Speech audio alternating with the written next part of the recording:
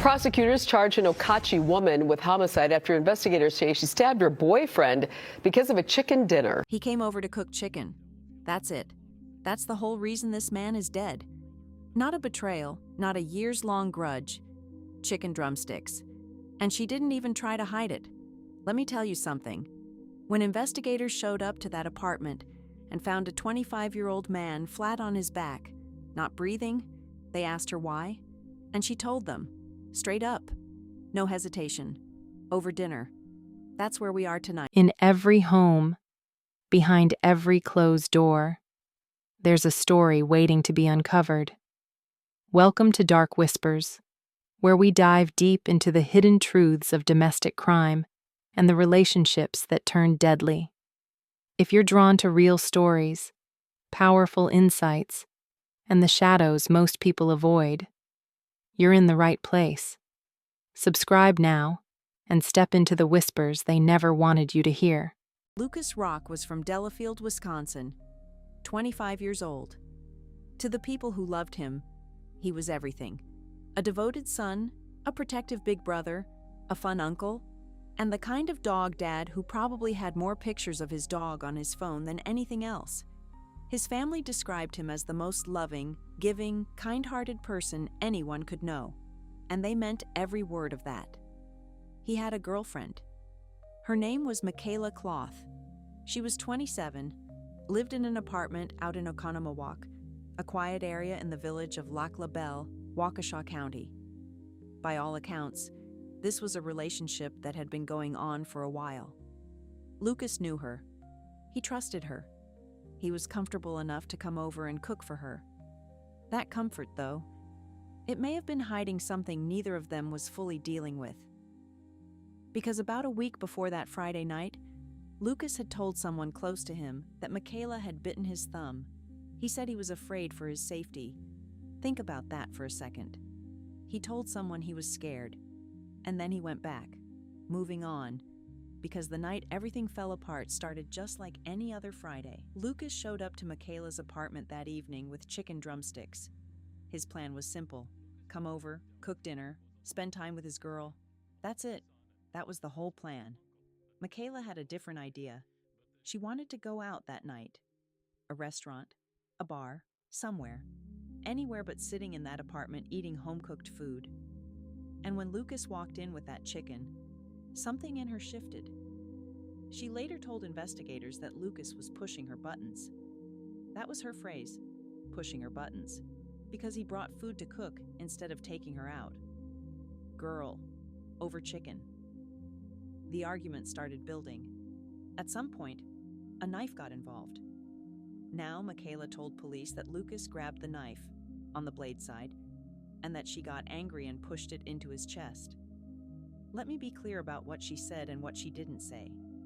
She did not say she was defending herself in any real sense. She did not describe a fight where she feared for her life.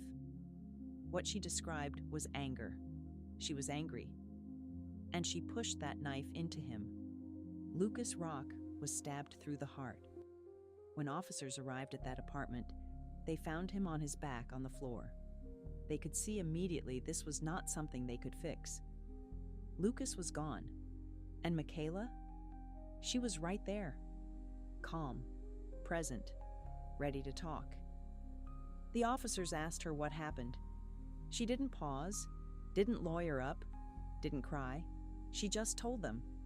She said she stabbed him because she wanted to go out to eat, and he had come over to cook chicken drumsticks instead. When they asked if there had been a struggle, she said, "No, I did stab him. Period." That was her answer. No, I did stab him. She went on to say she should have just gone to the bar and that the whole thing was, and I need you to hear this word, irritating. The whole thing was just irritating to her. Make it make sense. Now here is the thing about this case that made it different from most. Investigators did not have to work hard to find out what happened.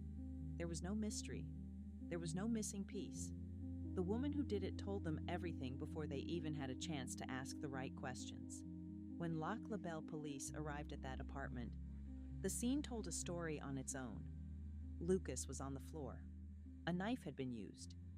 and Michaela Cloth was standing right there, not running, not hiding, not pretending. She was just there. She told them she stabbed him because she was angry. She told them it was because he brought chicken over instead of taking her out.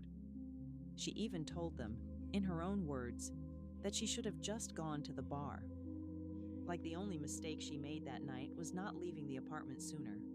Anyways, police did not need a confession they had to pull out of. Her.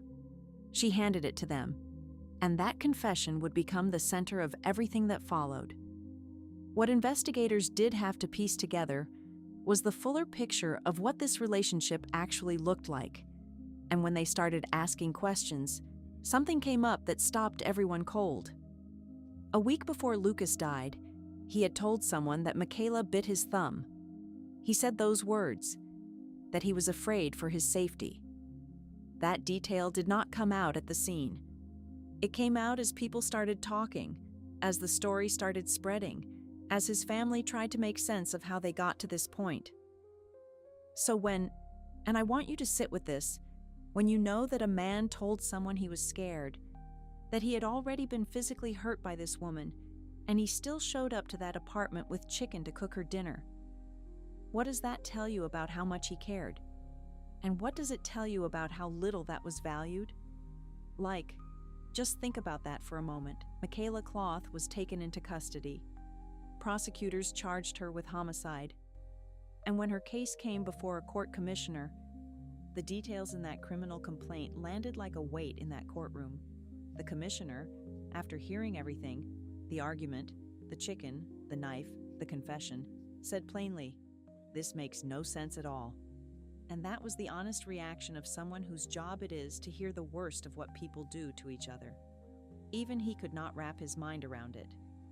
Cloth's cash bond was set at $2 million. But before the legal proceedings moved forward, Lukas's father stood up in that courtroom. And what he said, I need you to hear it.